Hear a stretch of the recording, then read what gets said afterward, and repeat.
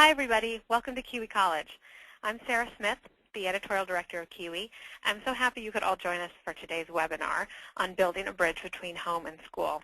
We have a fantastic speaker today. Lou Hennessian is a mom of two and the author of the acclaimed book, Let the Baby Drive, Navigating the Road of New Motherhood. She's also an award-winning journalist, and she's been a TV host on NBC and Discovery Health, and she's got some other great books coming out soon that you all should keep an eye out for. The parenting book Joyride will be published in the spring, and she has a children's book called Picnic on a Cloud coming about this December. Lou's the founder and director of a unique online parent growth series of courses called Parent to Parent You that I'm sure all of our Kiwi audience will also really enjoy. And she's the founder of Wear Your Spirit for Humanity, too, and we'll get a little bit more on that at the end tonight, this afternoon. Lou's also going to take questions during her talk today at a few different points. So feel free to send in your questions at any point, and we'll try to get to as many of them as we can. So with that, I'd like to thank you, Lou, for being here and turn things over to you. Oh, thanks, Sarah. It's my pleasure. And I want to welcome everybody from any continent you're on, whatever time zone you're in. We really want to thank you for joining us today. We have a lot to pack in. I can't wait to hear from you. I love the interactive piece of this, so let's get started. Building a bridge between home and school. So I think this is where I'd like to start, the idea of presence. You know, when we think of our kids going to school, we think of them showing up, right? We think of roll call, attendance, my kid is there, he'll be counted. The power of this word is so deep for us because we want to be there for our kids. You know, we can't be there with them at school. So to some degree, it's a trust. We are surrendering our children to other people to care for them for the day. We need to trust in that process. How do we do that? So that's what I'm going to talk about today. We want our kids to show up and be counted. We want our kids' teachers to be there for them too. So this seems like a fairly linear, fairly simple process, but we know that it is much more complicated. So we take a look at this triangle, right? We think, well, there's us, there's the teacher, and there's our child. We want this triangle to work. We want to create an empathic triangle. We want our teacher to care about our child. We want to show the teacher that we support her or him. We want our child to feel like this is a fluid relationship. But what happens, right? This triangle can get very complicated. It can get messy. And why is that? Because the only person in this triangle who is wearing two hats is our child. Think about that for a second, right? I mean, yes, we are preparing the lunches and we're making sure that they're eating well and we want to make sure the homework's done and that they're doing well, and we're constantly thinking of the future, our eyes on the horizon, we're trying to stay present in the moment. We feel like we've got a lot to contend with just that, you know, balancing staying present with keeping our eye on the future. And now we have this teacher who we don't really know, and we're hoping for the best. Instead of just closing our eyes and jumping, right, we can really be proactive here. So if we take a look from the child's point of view, there's a lot going on here. And the reason it becomes a little more complicated is because for us, you know, that's the role we will always play. That child is our child. The teacher sees our child a little differently. That's the teacher's student. So even though the teacher thinks of the student as a child she wants to get to know and meet her needs, we don't think of our kids as students. We think of them as our kids. So we have a little bit of a different conflict of interest here, although we're all trying to see it from each other's point of view. What happens in between? What happens between us and the teachers? What can we do to build this bridge so that our child, who's also a student, doesn't feel the burden? I just want to go over this a little bit. Now, you know, when I use the word mistakes, I put it in quotes because I hate to think of anything we do as a mistake. These are all growth points. You know, they're all lessons for us to learn. We make mistakes, our kids make mistakes, our teachers make mistakes. So what we want to do is understand what's happening. If we can understand the situation, we can find all kinds of solutions for it. Here's some of the 4 common mistakes, regardless of where you are in the world. I'm sure you relate to this. I know when I talk to parents from all over the world, we have such universal traits and universal stories. So maybe you fall into this first one where you want the teacher to know everything about your child right away. And this is kind of, you know, this is our anxiety. We really want to pave the way, but we find ourselves scripting and kind of over-communicating. Well, we don't want to become that parent that the teacher says, oh boy, what is it now? You know, we don't want to shut the door. But then some of us fall into the category of not informing the teacher enough about our child's needs. Sometimes we might feel we're holding back. We don't want to bother the teacher. We think, well, the teacher's professional, she'll figure it out. There's always a backstory for each one of these, and I'll touch on that in a second. Maybe you are a parent who feels you need to tell the teacher about your child's weaknesses, not in a negative way, but that you are kind of anticipating in a fearful way that your child's going to have a hard time or may not succeed. And some parents advocate for their children way in advance of there even being a problem, and this becomes a kind of defensive fear that the teacher is not going to be there for their child. So right here, I'm just going to take 1 second. I'm not going to ask for questions, but I would love to hear from any of you in the chat. Type in if any of these resonate with you. Do you fall into the first, the second, the third, the fourth, or a combination? So just as I'm talking, I would love to invite you to start thinking interactively about what is resonating for you while I'm saying this. Many parents I've talked to who talk about the not informing the teacher about our child's needs, the holding back, many, many cases invariably I find that it's a parent who has an old issue with a humiliation with a teacher, somebody who felt shamed in school, who's still intimidated by what's happening, you know, today by the teacher, thinking that this person has a lot of authority over them. So think about that. If you don't have anything to put down right now, no problem. So how do we create this empathic triangle? Let's look at it as creating a team. Now, I love acronyms. I think they're tidy and easy to remember, but I also like them to pack a lot of meaning in them. So the idea of creating a team between home and school really is our goal. Here's how we can remember it. The T stands for temperament. Who is our child? How do they function in the world? What makes them tick? What kind of personality do they have? How do they tend to get up in the morning? You know, who is this person? Expectation. Well, this packs a lot of punch, and we'll get into it in a moment. Attachment.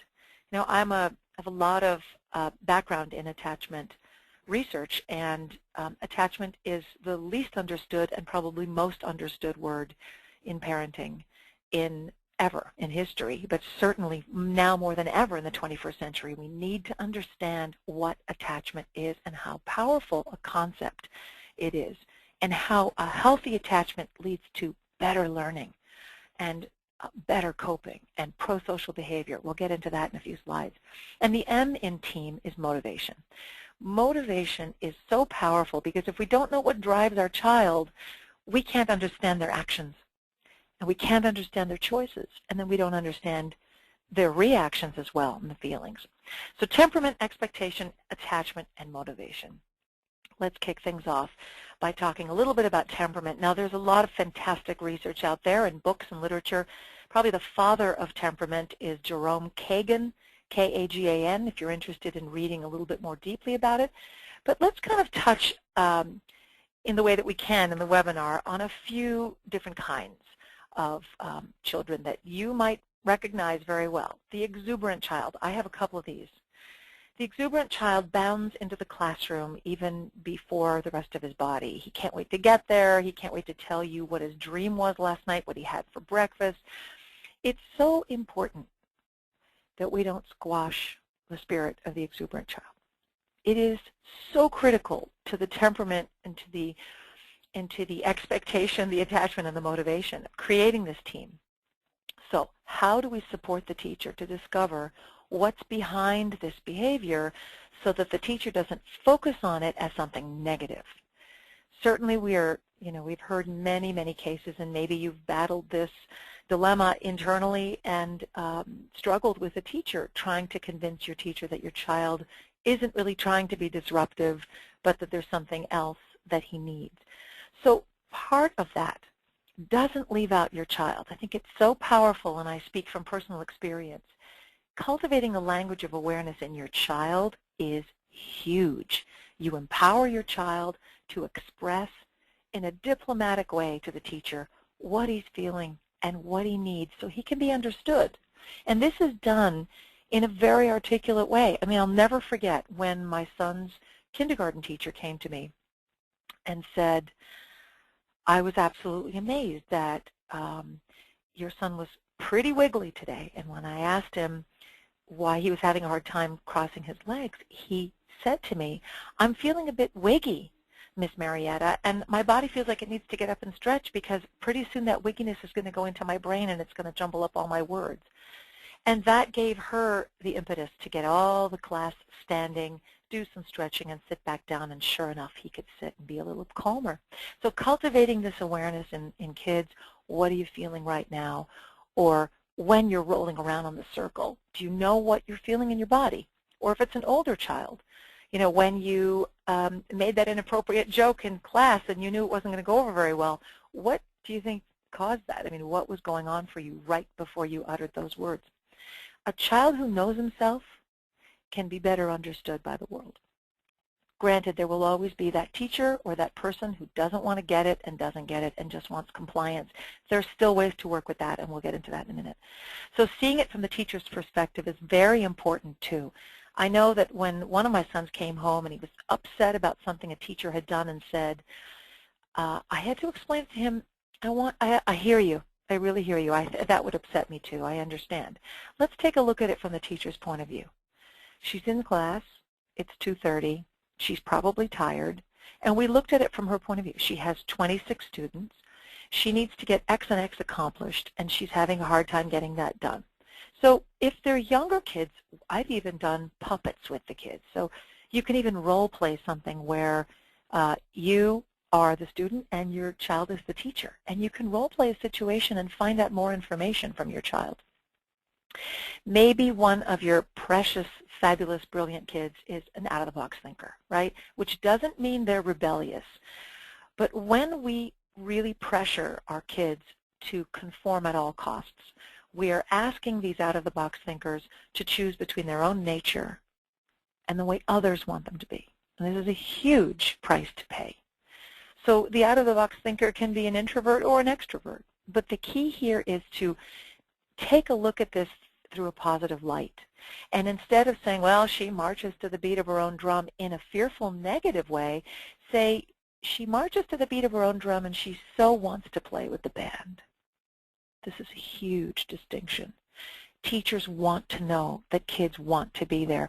So as a parent, it's important we let our teacher know, my child is so on board. He so wants to be part of the group, and he has these great ideas. And I so appreciate you finding a way to honor his rhythm and teach him, you know, the social graces here in the class. We have a lot of kids in our country, I have a couple of them myself, who learn differently. I mean, my older son is twice exceptional. He's gifted, really bright kid, and he has unique needs. And my younger son has a particular way of wanting to roar ahead and blast through all kinds of information and wanting to learn things way ahead of his grade, and it's very frustrating for him. So I wanted to share this with you, and if any of you are interested in looking at this more deeply, get this, Joan Smutney, get this credit written down. Teaching Young Gifted Children in the Regular Classroom is a wonderful resource. You can find it on Amazon. Go look for it in your library. She's compiled this list, and I've grabbed these because I think these are really the most common. The gifted learners that she has studied, and she studied thousands, typically ages 4 to 7, but these really, I have found my kids are 8 and 11, and these apply very well. Some of them, obviously, they grow out of in terms of, you know, the interrupting and all that, but interrupting is not a sign of rudeness. Often a child who interrupts is very bright and can't contain all these ideas. So think about these, you know, curiosity, asks a lot of questions, extensive vocabularies, able to express themselves well, problem solver, a great memory. You know, you can read through these. Discussing ideas, fast learners, or learners at their own pace, but nevertheless coming up with some pretty interesting things that they want to work on independently. Kids who take initiative, who are willing to persist and very observant. Now, what happens to these traits? The curiosity, the problem solving, the desire to take initiative, persistence. What happens to all these wonderful traits when a child's needs are not met in the classroom, or when the teacher doesn't understand that these are good things and knows how to harness them positively? What happens to them? We can end up with one thing, problems. How do we circumvent this? How can we preemptively go about this at the beginning of the year, because it's a long time till June if our kids are in a situation where they're, mounting anxiety. I want to delve a little bit, just a minute here, into the brain. This is a magnificent illustration that my illustrator who's done this children's book with me, Tanya, did for me. I asked her if she could very simply show how there are two halves of the brain, but the left half is logical. It's linear. It's numbers. It's how we do math. It's the accountants of the world, and probably the lawyers as well. It's the verbal. It's the people who love to put sentences together and explain themselves and want to talk all the time. And this is fantastic. This is how the trains run on time. This is how we're organized. This is our executive planning and how we make good on an intention to get something done. Fantastic. But without the right brain, which is intuitive and global thinking and musical and image-based and carries our autobiographical images of our story of who we are on the right side of the brain, and it's interested, and it's where the unconscious lives. So this is where all of our unresolved problems live, on the right side of the brain. And they stay there, and they want us to figure it out. But here's the key. We want our kids to have a balanced brain, so whether they're shy, introverted, extroverted, whether the teacher wants them to save that question for later, or we're not studying that right now, or, Julia, stop looking out the window and come back, because the right brain is very spontaneous and very random. Our goal here is to create balance. The right side of the brain is interested in connecting and in context. So the right side of the brain wants to belong and longs to connect. So when our child goes into the classroom, the right side of the brain is saying, hi, I'm here. I want to be counted and I want a relationship with you. And if the left side of the brain, if the teacher's very left brain and says, well, go to your cubby, put your stuff down, and there's no time for talking, that longing for connection gets thwarted and we have anxiety. So it's important for us to know that both sides of the brain are so important, regardless of what our children's personalities are like. I wanted to share that with you a little bit because in the end I'm going to describe a little bit about how we greet our kids at the end of the day when we pick them up from school and what's going on in the brain. So if you have a child who loves math and is really strong, then he might have more dominance in the left side of the brain, but he could still be very balanced, but I'm just saying is not daunted by a page like this. If you have a son like my older son, this is mental torture. Instead, he needs to touch it. He needs to count them and touch them and see the context of math. Same goes for writing. He had started with a lot of writing struggles. I don't know if your kids have too, but when he was asked to do his writing in school, it would take him so long, and the teacher was getting so frustrated, and she came to me and said, I just can't get him to write more than 6 lines at a time. And I said to her, he tells me that writing hurts his whole body.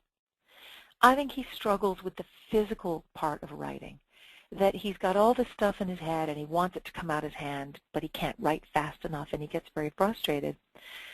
So that evening and subsequent evenings and weekends, I know he loves drawing.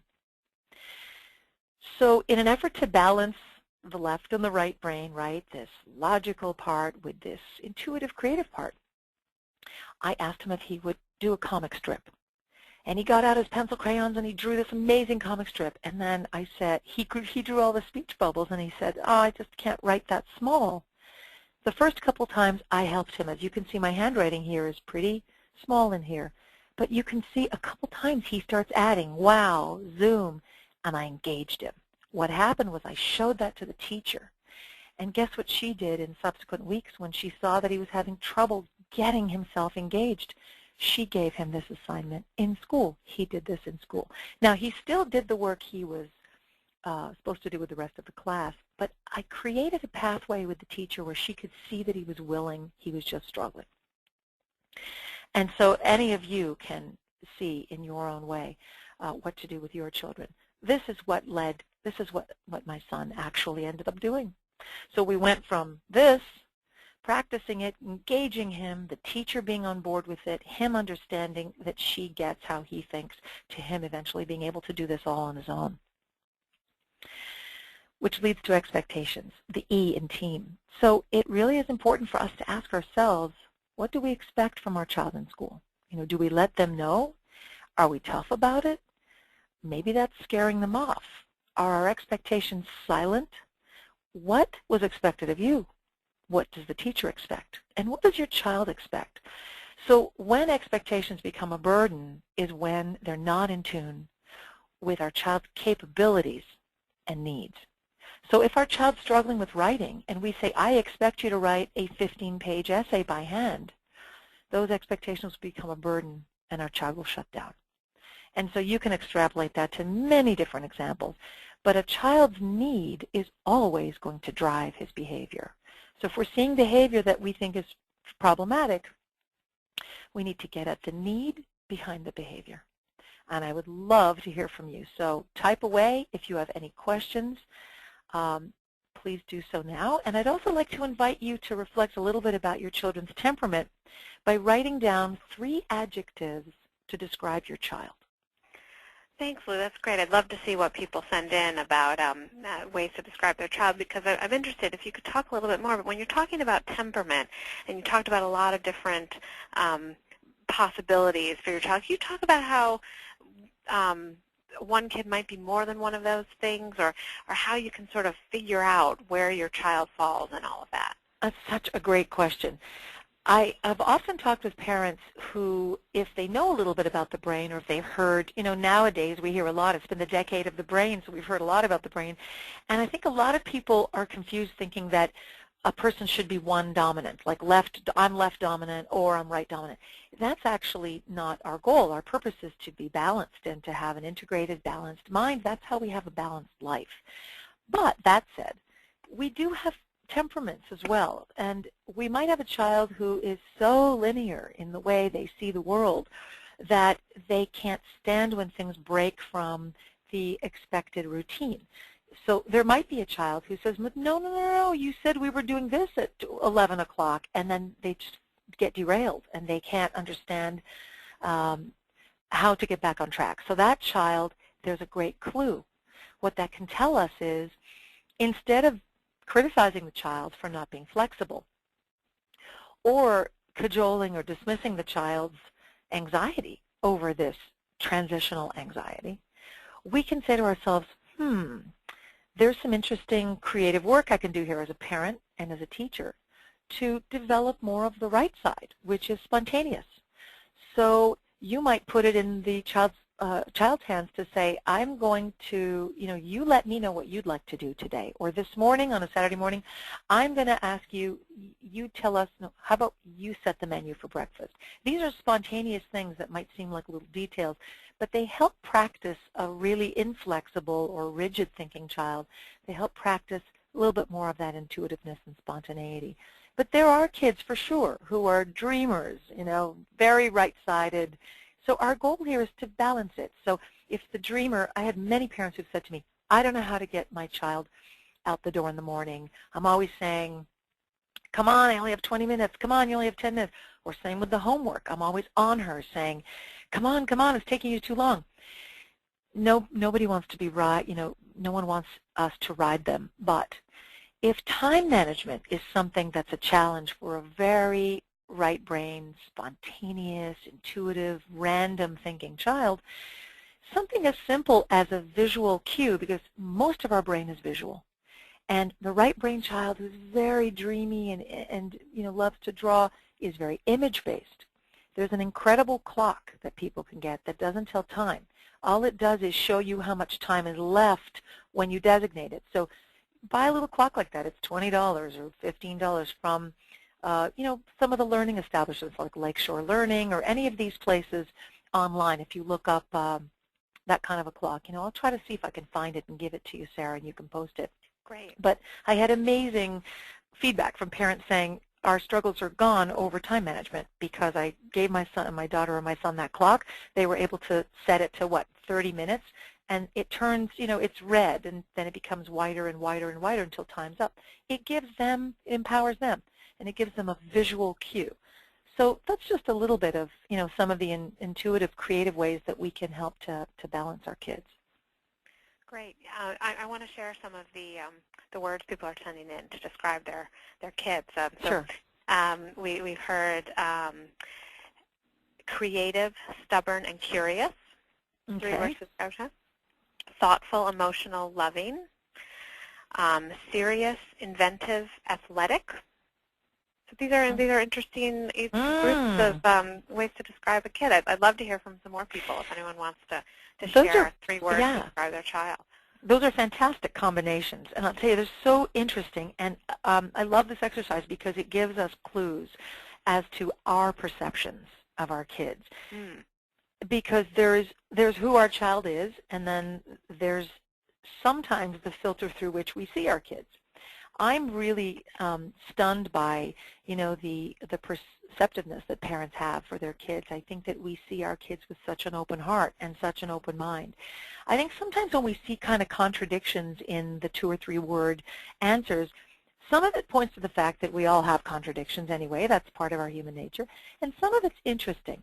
I wonder if the parent who wrote curious and stubborn back to back would also have any stories or, maybe think on her own or his own about whether this leads to any kind of power struggles or resistance episodes. And I'll tell you why. There's a little bit of information in that. If a child is curious, then this tells me that this child is, on a 45-degree angle forward. I have an agenda. I've got plans. I'm curious about the world, and I'm not passive. I really want to take life by the reins and live it, but I have questions, and I want to see how things work.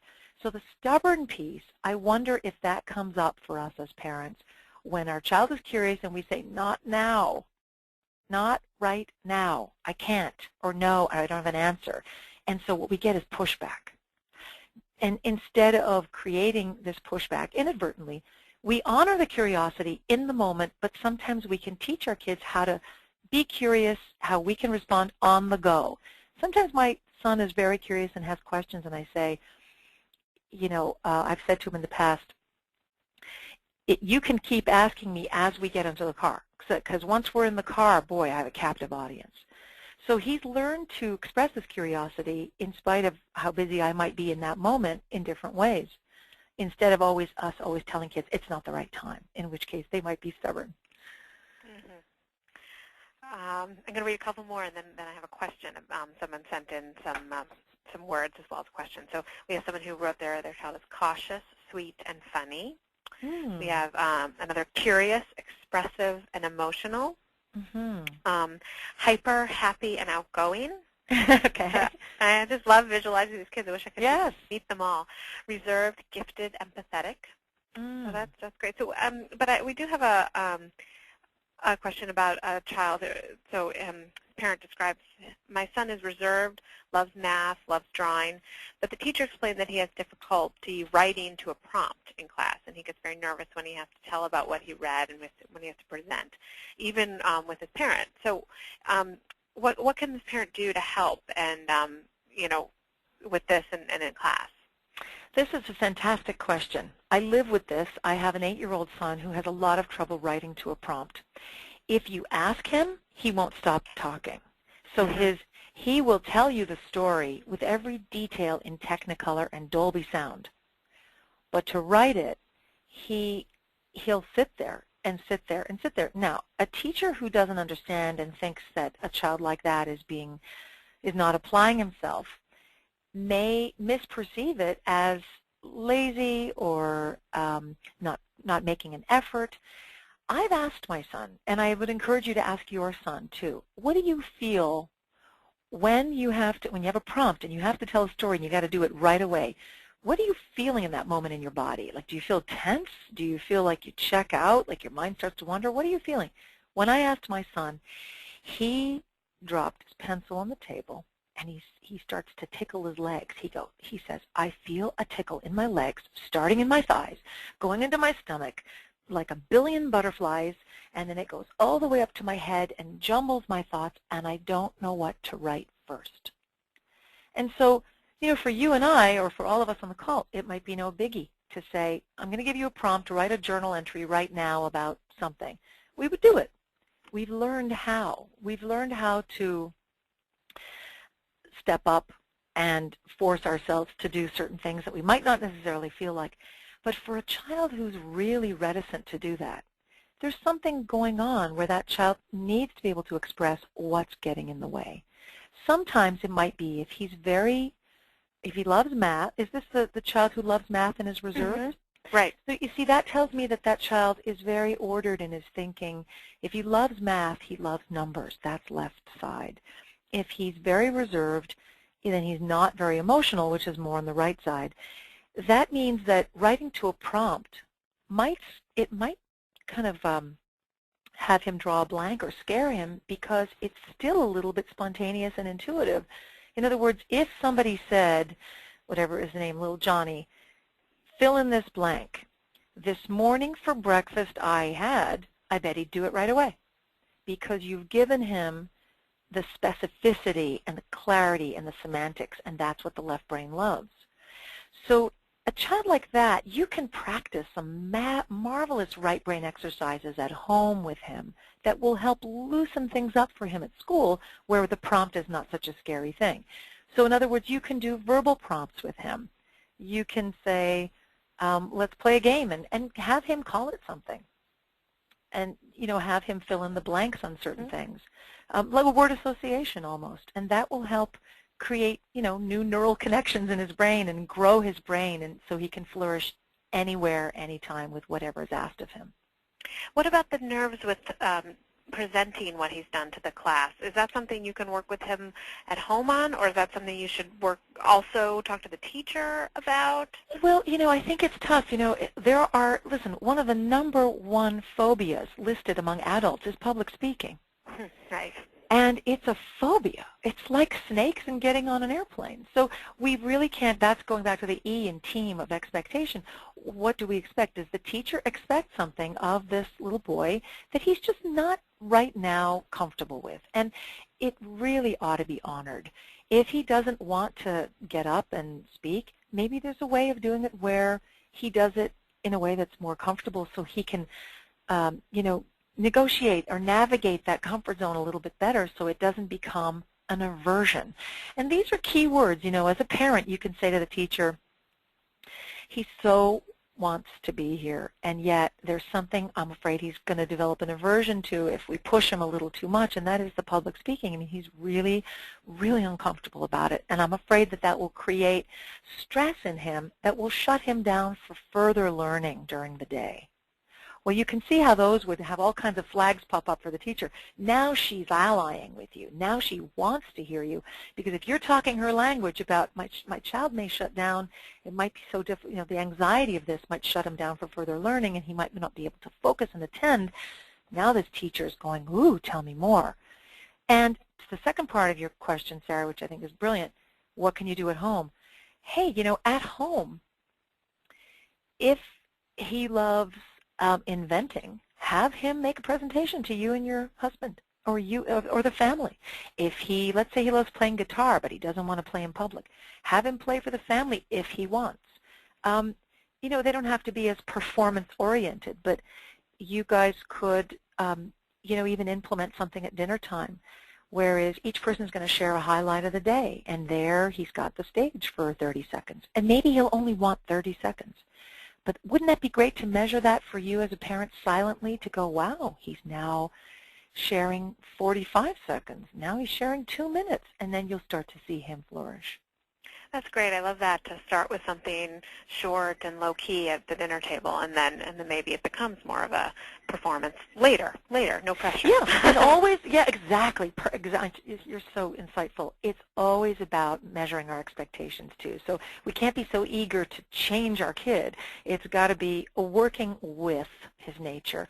Flow. Flow is the name of the game. So we got to flow with our child, and that is be a really good observer, and we'll get great information about how to apply it, and then we can share what we want with the teacher. Well, great. You know, before you move on, we have a question, sort of an opposite problem maybe, well, or you can tell me if it is.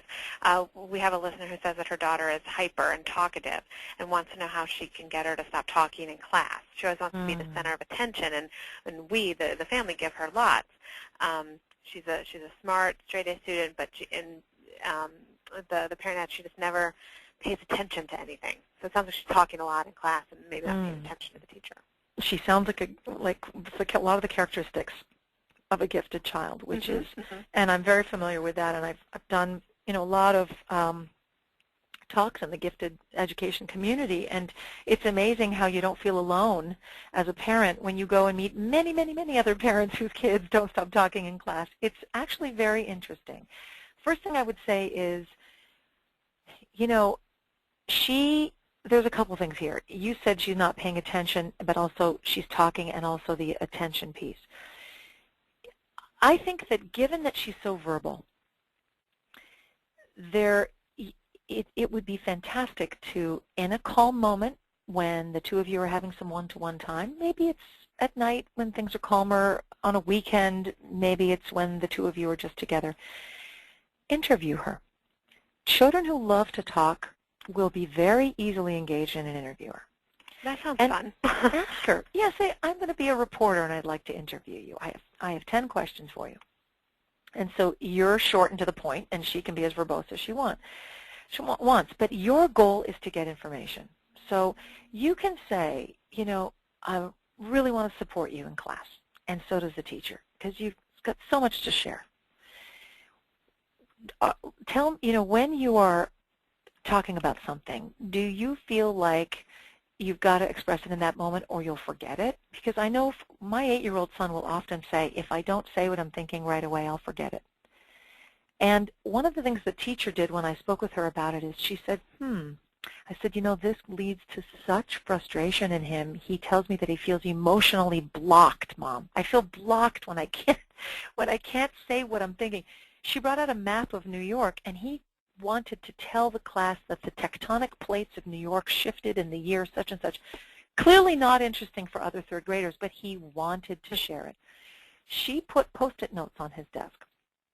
Every time he has a thought that he's burning to share, he writes it out as a Post-it and sticks it on his desk. And then he can go to the teacher after and say, I have 3 Post-its to share with you. Oh, that's really great. And it really works. It really works with him, because we don't want to shut kids down, but we also don't want to shame them with this kind of thing. You know, there's a lot of other kids, and you know, we don't want to make them feel bad for who they are. Part of this talking a mile a minute and never stopping is their nature, and part of it is a reaction to the environment.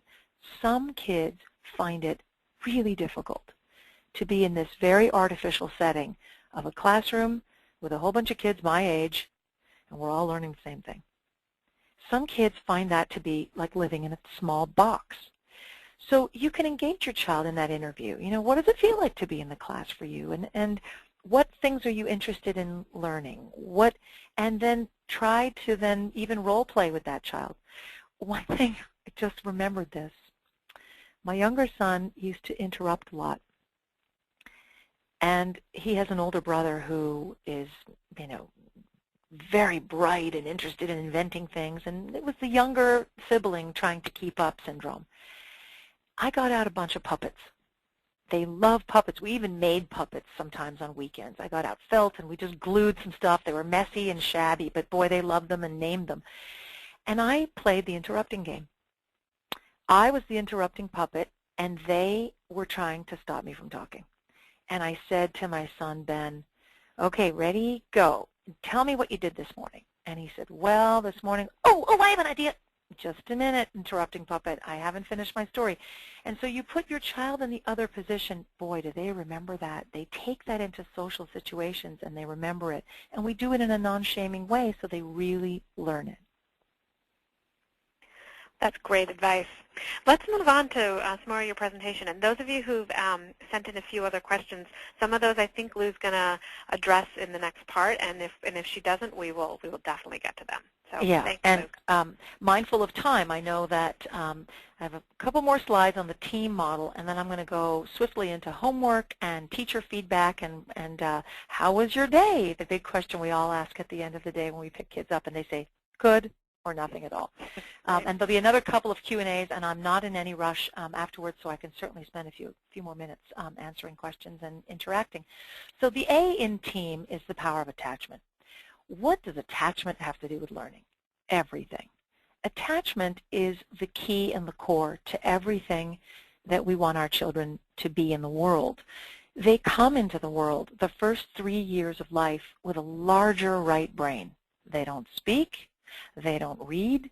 They're not interested in time. They don't count anything. They have no past, present, future. All they're interested in doing by design, by nature's design, organically, is connecting. They need to be intuitive and connect with you so that they can get their needs met to thrive.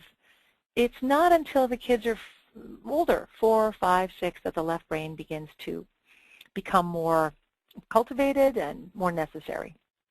So attachment, secure attachment, has been shown in many studies over the last 10 years that it grows the part of the brain where 9 essential functions are cultivated. And these 9 functions include being able to control your body, being able to control your thoughts and stay fairly steady, have empathy, have intuition, be attuned to other people, be able to alleviate fear in the moment and calm yourself down quickly, to be stress resilient, even morality. All these things have been shown on brain scans. It is absolutely phenomenal, and it's so not known by the general community.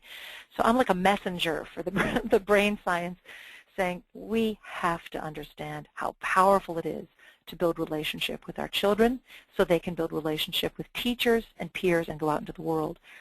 And so secure attachment creates high stress resilience, sustained attention and focus in class, on the job, in college, understanding of context, pro-social behavior. So if a child is being bullied, our child understands that's wrong and tries to maybe problem solve or help that child. And it really kind of acts as a shield for our child so that our child is not the target of bullying and certainly isn't ever a bully. Positive engagement and participation and community-minded. Well, doesn't this sound like a fantastic formula for child rearing? Imagine all of this out of secure attachment. So what is secure attachment? Home as a secure base. So secure attachment is described by attachment researchers and neuroscientists as responsive, flexible, and attuned to the child's needs. Now notice we're not saying wants, because my younger son wanted to eat fudge brownies for breakfast when he was 2, but he needed a good breakfast. You know, he might want every Lego set in the world, but he needs to understand that things are not going to fill his heart. It's relationship. So attuned to the child's need, even though the child might not be telling you this is what I need, you know the underlying need.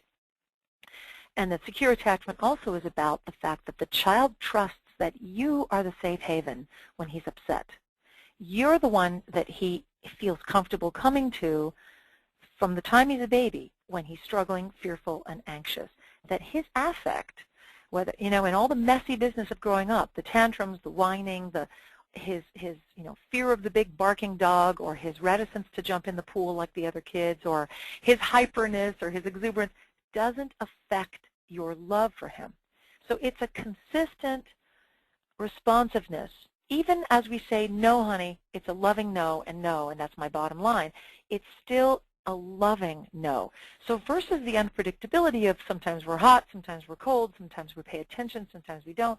Now look, I'm describing all of us as being people who, you know, are distracted and fall away from the core and the center that we want with our kids. So the goal here is to create the secure base. Now not all of us came from a secure base, but that's okay. It's never too late, and you can always create the security with your child. So the key here, and I just want to leave you with this before I move on to motivation, which is the M in team, the secure base creates connection with your child that is so solid that the child develops internal security.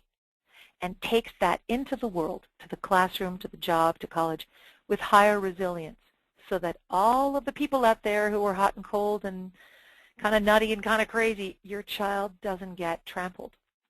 Your child has the capacity to self-soothe and thrive because he's got that internal security. And my best analogy for this is a garden.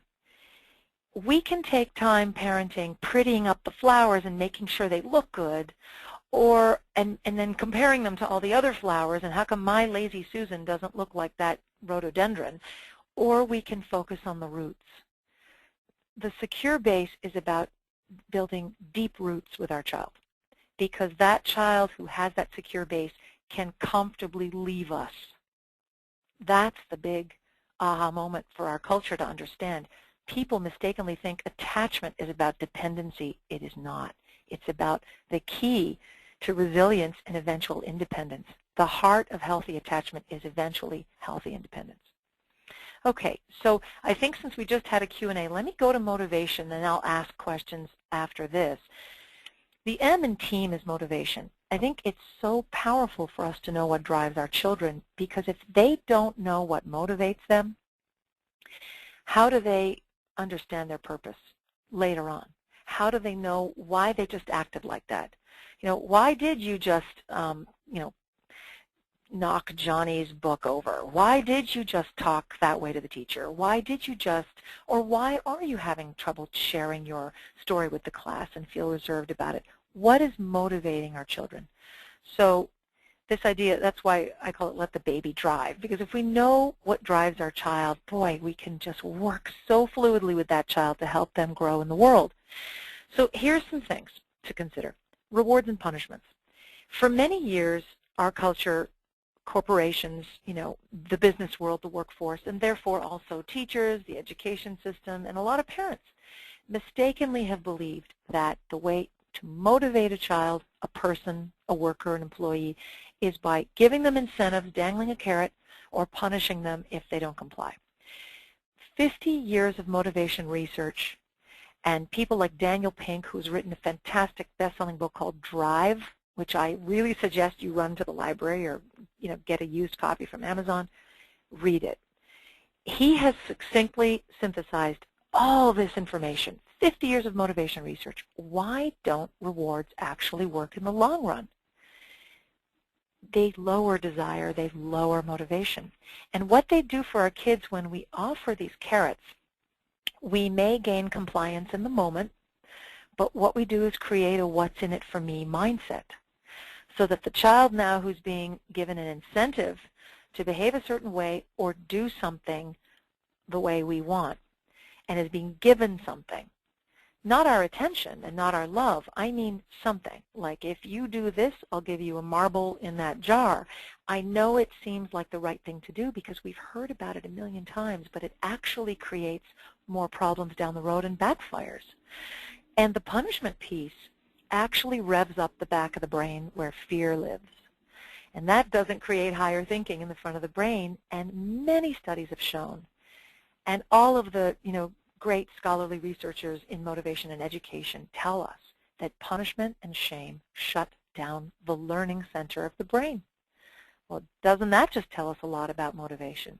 So we can, and then punishments require us to keep upping the ante, and rewards require us to keep upping the ante.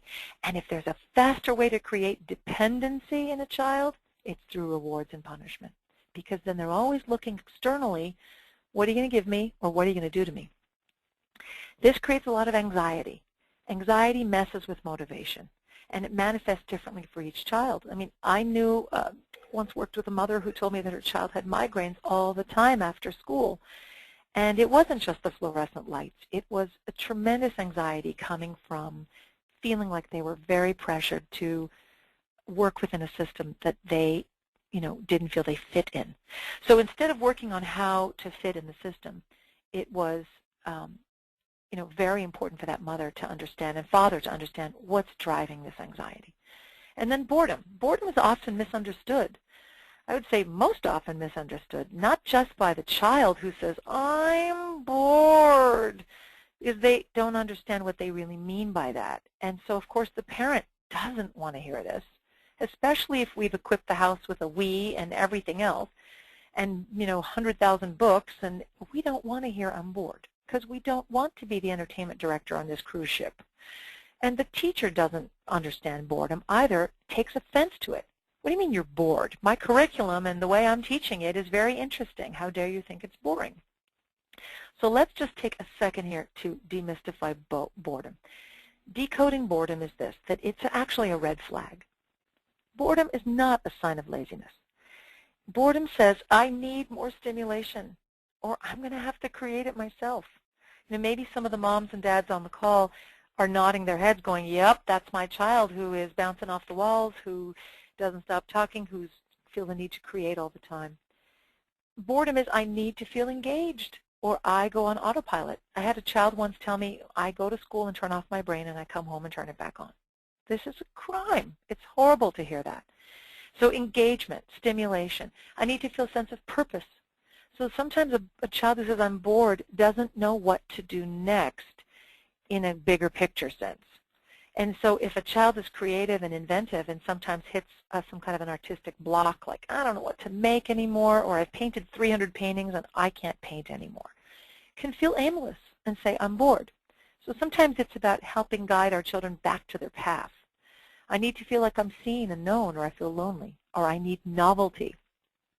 That doesn't mean that we need to keep giving our kids new things. It means that that child needs to place or direct her curiosity on something else that's interesting. And I don't mean the stuff that has bells and whistles and needs batteries. Natural curiosity. This is so powerful for our kids. This actually fuels their motivation. And a child needs to be challenged. I don't mean challenged in that negative way, like I'm going to challenge you to, I dare you. Needs to feel like they're just slightly ahead of the curve of their own learning so that they can be in a forward movement and gain momentum. Homework. Okay. Some people absolutely think it's the most useless, unnecessary thing. Some people think it's got, value, but all of us struggle with it because our kids hate it. What do we do? So a lot of parents anticipate the stress of homework. And so sometimes when we're feeling stressed internally, even if we don't say anything, we may unintentionally create this stress with our child. Sometimes we may say within 5 or 6 minutes of picking up our child, do you have homework? What's for homework? How much homework do you have? Think about that. Think about you working on a project and you finish up and a colleague says to you, or your spouse or your boss, are you done? How much more do you have left? Sometimes you just don't want to hear that, especially coming out of 6 hours of focus and fatigue. When we refer to homework as, just get it out of the way and then you can play, children tend to associate that with something just dismissive, like, ugh, got to get it done. I got to clean my room. I've just got to do my chores. I got to do my homework. And if we fight over it, kids' brains associate it with conflict and stress. What that does is it teaches our children to become reactive to it. Their brain ends up developing this kind of circuitry for homework, becomes this instant association with stress, and then they put it off. Same with us, right? Think about working out. For those of you who are not particularly inclined to go to the gym, if somebody said to you, you're going to work out? Did you work out? How long did you work out? I mean, we put it off if we don't want to do it because we associate it with stress. And so please, when we think about homework, let's really consider it from our child's point of view. So discuss with your child how she wants to learn. Where does she want to do the work? I asked my younger son if he wanted to create a personal workspace. I didn't even call it homework, just a personal workspace. This is where you finish your assignments and you think for yourself. You think it's your private, quiet area. He chose an area of the house. We got him a little desk from IKEA that was easy to assemble and affordable. He chose a beanbag chair and his favorite lamp in a favorite color. I can tell you 99% of the perceived anticipated struggle about homework was resolved. He associated this personal workspace with his own self-mastery and his own autonomy, and he owned it. And so I would just invite you to do whatever makes sense for you. There's no right way. But I know you don't want to battle over homework, and as Sarah and I joked before, it's a long way till June. So we want to find proactive, positive ways of handling that. And just take a quick break for Q&A, and I have a couple more slides for you. Great. Thanks, Lou. We had a question that came up earlier about someone who wants to know what to do when a child shows no interest and confesses that he daydreams through classes. And you said some, really enlightening things about boredom, and I'm wondering if you think that that child's bored in class, and if there's something this parent can say to the child or help them with, or to the teacher. How would you handle this? That's a great question. I think it's multifaceted. First and foremost, let's take the most obvious. If he's daydreaming and he actually admits it to you, this is an opportunity to find out more because he feels connected enough to you, the secure base we talked about, to tell you that, right? He's not afraid if he tells you you're going to get mad at him and shut down. He'll say to you, I'm just not paying attention and my mind is wandering. This is a sign that he's very comfortable sharing the stuff that may not necessarily be something the teacher approves of, but he wants you to know. So the most obvious thing that comes to mind is the child's not engaged.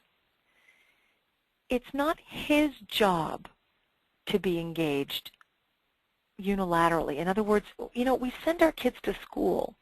It's not up to them to, wow, this material is fascinating. The teacher does have a role in the engagement. So it's a dynamic process. The teacher does need to know that the child isn't engaged, and it's not because he doesn't want to be. This child has so much to offer and is so bright, but we need to know how he learns. He learns differently. There's a unique quality to the way his mind works. So would he or she, the teacher, mind sitting down with you to brainstorm? So you see, if we go to the teacher and say, my kid really isn't, a daydreamer, and we're defending, and the teacher, there's nowhere to go with that conversation. And by the same token, if we go to the teacher and we say, you're not teaching my kid well enough because, he's daydreaming, and, can't you do something about it? Again, where can that conversation go? So here's where we take what we know about our child's temperament and about the expectations that teacher has for that child to step up when he can't right now. And then the secure base, which is he's attached enough to you to have you help him understand this, but he's not motivated. The key here is, how do we motivate this child? The worst thing to do for that child, as any child really, as so much of the research says, is you don't dangle more carrots and offer more punishments, because he'll shut down further, and guess what? It might work for a day. He'll be daydreaming tomorrow. So we need to motivate him from the inside out. He needs intrinsic motivation. I would ask that mom, what does he love? If she can type it in right here, the daydreamer in the class, what is he interested in? Name 2 or 3 things that he absolutely loves. You can't pry him away from it. That if he was given 3 hours to himself, what would he get lost in and lose track of time? He loves music and reading. Oh, fantastic. That's great. Yeah. You're talking about a child whose brain is so integrated. He's got the right brain music, the left brain reading. He loves words and he loves melody. So this is important to tell the teacher. He loves to read and he loves music. And so what can we do with this reading piece? He may be so bright that everything in school is just one big snore. There are many, many, many good laws in place in education about gifted kids. Gifted kids cannot be overlooked. They need to have their needs met educationally and academically. Try to, again, I can send you some links on gifted education and how to meet the gifted child's needs in a regular class. A good teacher will differentiate instruction, but it's so important that in September he's not left like this. If he's left to daydream all year, this will become a way of relating to the world for him. So here's a marvelous opportunity. I want to encourage you. I want to give you hope, and I want to give you chutzpah, and I want to send you good juju here. You can really figure this out in terms of what motivates him. If he loves reading, then maybe the teacher and you can brainstorm, what do we do with that to really get him on board. And maybe take a look at the curriculum with her and say, look, how do we kind of give him an oomph? If she's open, fantastic. You are home free. If she doesn't get it and she's not that open, don't lose heart, because you can still work with your son to get more information from him, and you can then take that information and go to the teacher. Some teachers are very linear and say, that's great. Yeah, if he wants to do extra reading, that's great. Well, maybe that's not enough to sustain him in class. So maybe she gives him an opportunity to read something different when he's done with what he has to do. Maybe she gives him an opportunity to write an interesting report about something. There's always a way to engage a child, and I'd be hard-pressed to find a teacher and a parent who can't come up with a way to create a path for a child. In really rare scenarios, there are still other measures to be taken. So if you want to, contact me offline, that's fantastic. But I just want to really encourage you. It doesn't sound like a hopeless cause at all. That's great. Really, really wonderful to hear. Well, before you move on, one of our listeners sent in a tip that I want to share with everybody. Fantastic. About the after school. She says, when I pick my kids up from school, the first thing we do is sit on the couch and talk about the day. I always ask them what was their favorite thing and least favorite thing during the day, and we do that before we talk about homework or go through backpacks. So what do you think of that? That's great. I love the what was your highlight? What was the least? It's great. It gives you, first of all, the kids love it because they get to choose that one thing, and it's a very specific question. It's not how was your day, which is a very broad question for a child who's exhausted after all that. So what was your highlight? Even if it's recess, it gives parents, a chance to understand and connect. And it's a time of reunion. I think if we remember that picking up our children at 3 o'clock, I know we're still so busy. I know our minds are racing. And I know people are still trying to get a hold of us, and our day doesn't feel done. But for our kids, that day feels done for now. They feel like, something cooked on the Barbie. And if we think of that as just a time of reunion, it's more restorative for our kids than it is informative. But for us, if we can find out what was the least favorite thing, if they want to talk about why, great. If not, you might say to them, and this is just in general for everybody, well, I'd be happy to hear about it when you're ready. I'd love you to share it whenever you're ready, and your child will. But if you insist and push and say why and come on, and if they say, well, I don't want to tell you right now, and we say, well, you better tell me or I'll call your teacher, then we have just eclipsed any further opportunity for our child to tell us that in the future. So our goal here is keep it open, keep the lines open, and consider yourselves the mommy detectives who get to download all these great information to help solve these mysteries throughout the year that can leave us feeling pretty powerless. Right. Great. All right, let's hear some more of your presentation before we get to the rest of the questions. Okay, a couple more slides here. The how was your day? Boy, we all say it, don't we? We say it as automatically and almost unconsciously. It's our way of saying, and I'd love actually to invite people to chat, what do you mean by how was your day? What do you really want to know? What are you really asking your child?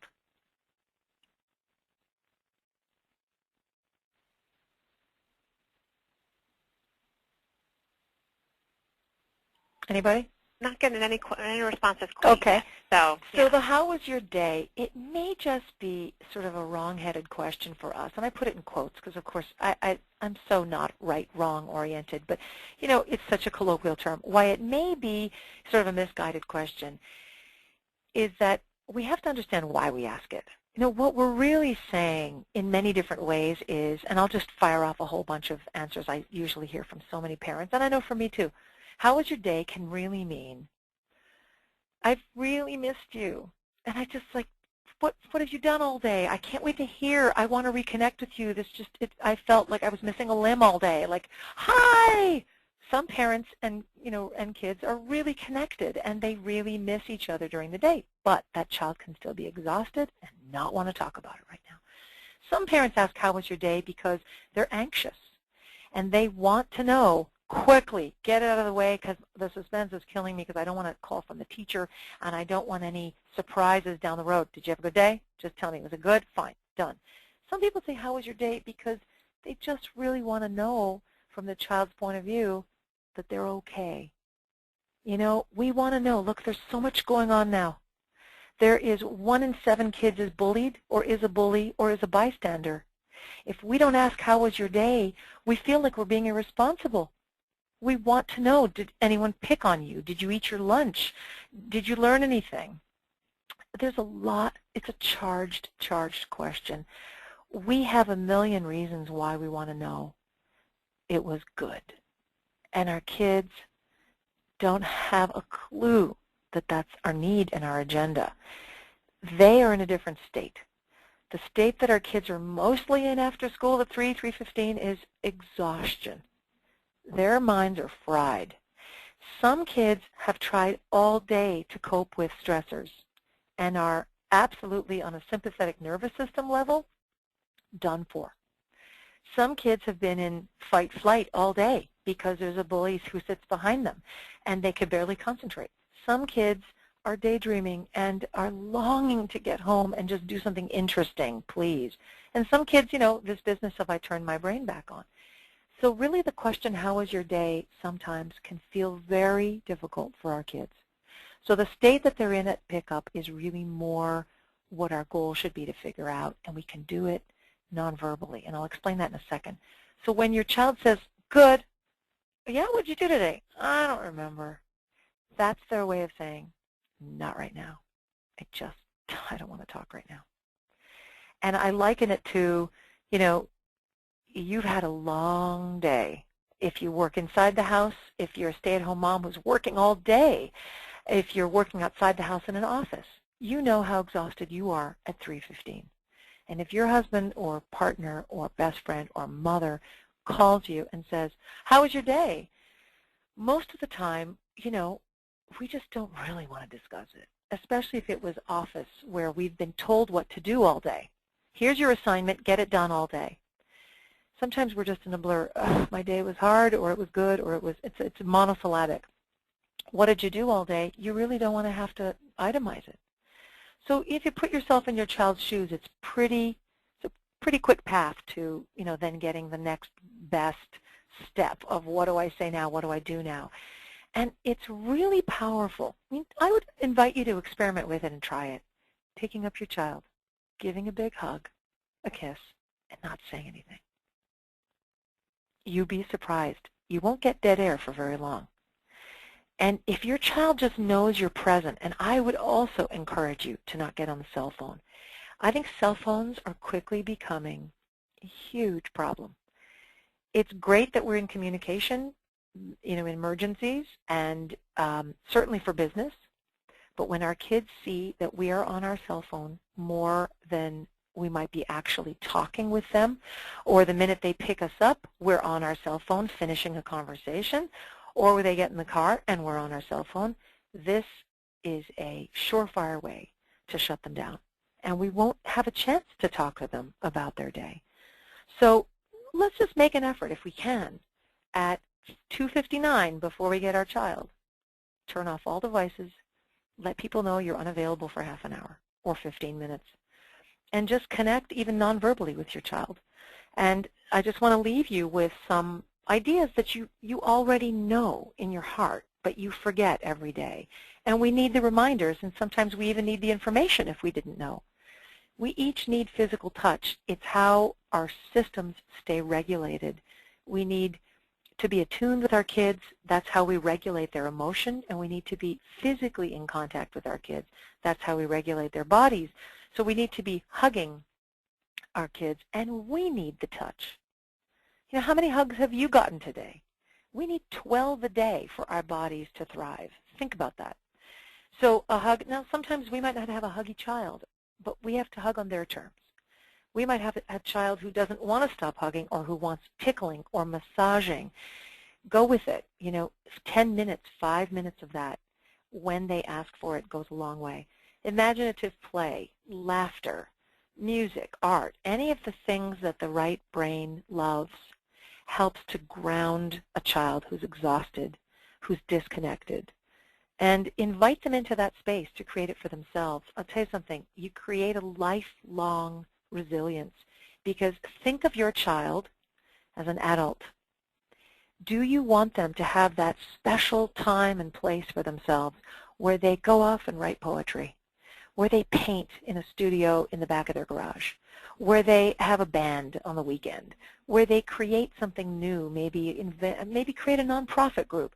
Or do you want them to be a cog in the wheel? Time to make the donuts, time to make the donuts, time to make... We want our kids to feel that balance. So what we create for them in terms of connecting time teaches them strategies for life. You know, the mother who says her son loves reading, a marvelous idea might be, and you probably already do that, and I'm sure you all have your own wonderful ideas. What's the book he's reading now? Ask him. So what are you reading these days? What's your latest tome?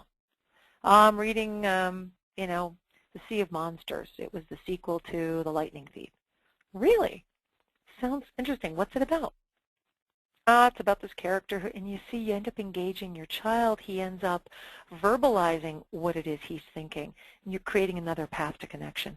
So some of the other pieces would be the tell me more. You know, when you're listening to a child who's either under stress or in distress or frustrated about something, tell me more. Or a child who's telling you something, you know, that you didn't know before.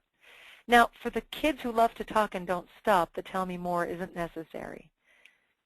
What might be really interesting is to teach that child through the conversation. You can raise your hand while the child's talking and smile. And the child say, yes? And you can say, I have a thought. Can I share it with you? I just love, can I take the mic now? I want to share some thoughts I have with you. That's a subtle way and a very powerful way of teaching your child listening skills. So instead of saying, you know, can I get a word in edgewise? You can put your hand up, because now you're kind of modeling what the teacher does as well, but not doing it in a teacherly way. Empathy, being present, being attuned to the need behind the messy behavior. The nighttime download. Why the nighttime download is so powerful, and this is my last slide. You know, our kids are not with us all day. And for those of us who have been with our kids and then they're off to kindergarten, it's so painful because we're so used to that download all day. We know what they had for breakfast. We know how many times they went to the bathroom. We know everything. But it doesn't mean, you know, all is as lost as we think it is. There's a very powerful thing we can do at a time of day that society tells us we shouldn't even be investing in. And I would like to propose that nighttime and bedtime is a huge opportunity for connection and reconnection and repair. Because that's when our kids' defenses are down. That's when they're vulnerable again. You know, our kids go into school and they're not vulnerable.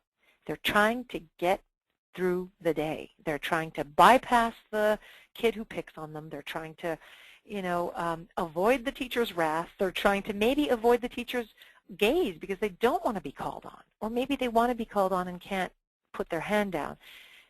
Suffice it to say that all day our kids can't afford to be vulnerable because they need to be vigilant.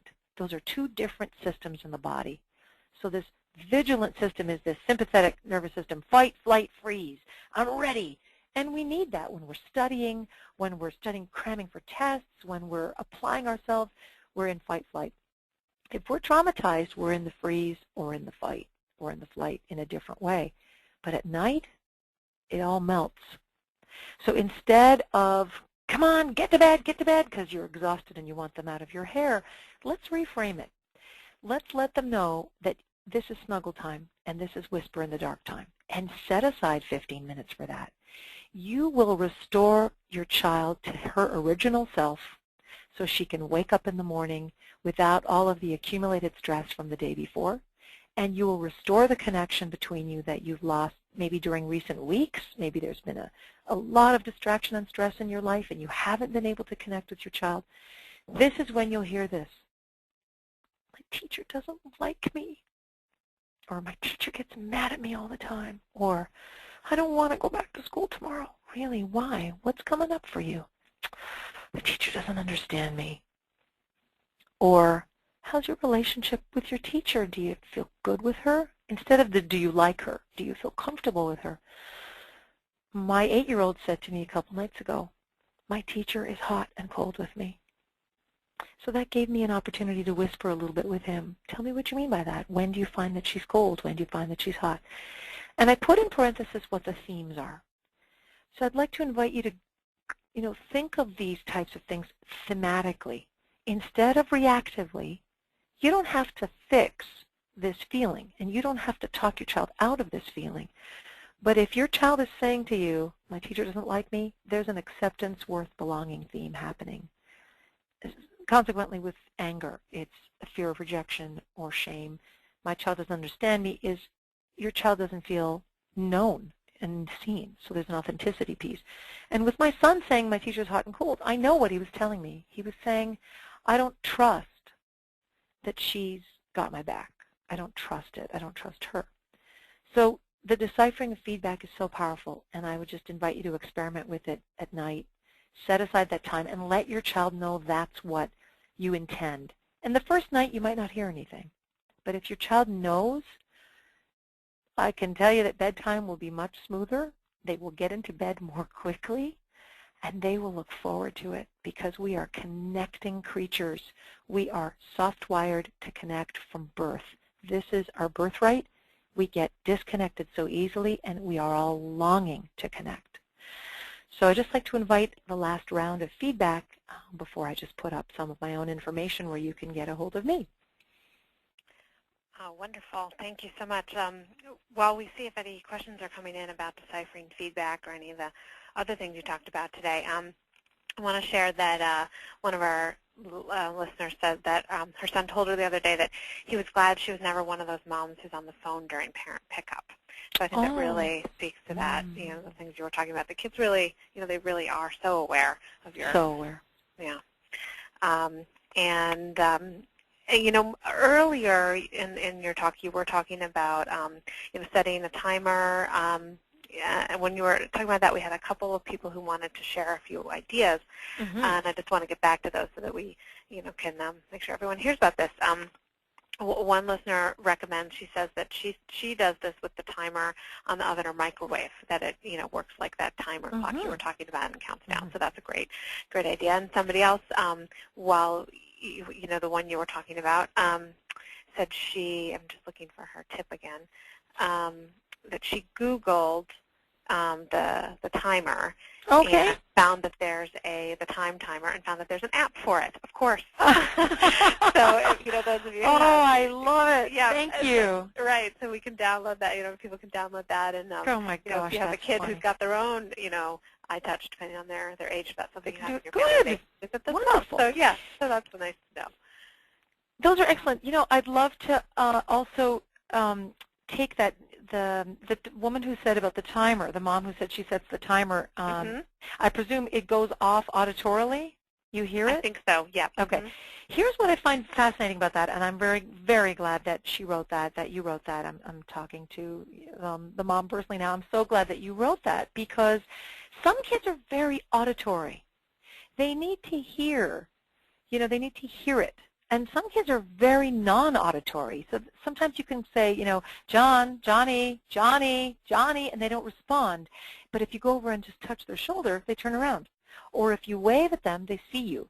So it's very important that we don't fall into that narrow view of all kids have to just respond to us.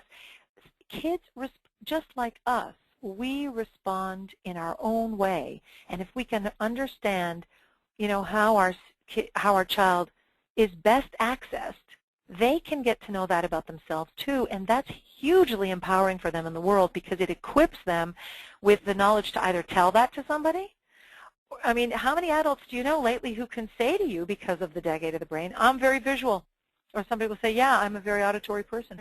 Well, that person knew that from the time they were little. So the timer thing is fascinating. If you have a child who's very auditorily oriented, that's a great thing to do. I would add, all of the motivation research points to and supports and shows that if the child sets the timer herself, she's more invested in adhering to it. If it's done for her. Now, this might work beautifully with this mom, but if another mom tries it on the call and goes, well, that didn't work for me, try having your child do it. In every study of social and emotional learning, it is shown again and again and again. If you get students to be invested in coming up with the rules for the class, they follow them. If you get your children to create the rule for how to pick things up in the house and keep a neat house, the kids feel invested because they created it. So this is part of teaching our kids to be empowered. And, you know, we build a bridge with our child, and that's part of building the bridge between home and school. So I think that's fantastic. And my last slide is that our kids need peace. We need peace. And really it's pride of self-mastery, engagement, acceptance, connection, empathy. Every human being alive needs these. The degree to which we can cultivate this is the degree to which we build a strong bridge and those deep roots I talked about under the flower. That's how we keep the light on. And that is the end of my talk. Thank you, Lou. That is such a wonderful note to end on. I think that's so positive and is really going to help us all go out. I know a lot of people have typed in that they're heading out the door in a minute to go pick up their kids from school. So I think this is a wonderful way to send them off to do that. Great. So for all of you out there, you know, please, Lou has been generous enough to give out her email address to anyone who wants to follow up and with any questions. So there it is on your screen, lou@letthebabydrive.com. And I really encourage you guys to look into her books and her parenting column on her website. We're all really excited about both the children's book this winter and her new parenting book out next spring. And if you enjoyed this afternoon's talk, which I can see by the engagement here that I think people really did, so I'm really pleased by that. Please check out Lou's own series of courses at parent2parentyou.com. And you might have noticed on the many of the slides, kids wearing really adorable T-shirts with with great sayings on them, and those are part of Lou's company, Wear Your Spirit. So please, so check that out too. And thank you, Lou, for sharing those with us. And thank you so much for all of this really enlightening and helpful information today. Oh, my pleasure, my pleasure. I just love it. I love being with everybody. It's such a global hug that we can all share here. It is. I love it, and I love Kiwi College and Kiwi Magazine. And thank you so much, Sarah. You're so terrific at facilitating, and it was just so fluid. So thank you to everybody, and I look forward to coming back. Thank you. We look forward to having you back. Thanks, everyone, for attending, and keep up with Kiwi College. We'll definitely be having Lou back and some other great speakers this winter. Thanks, everyone.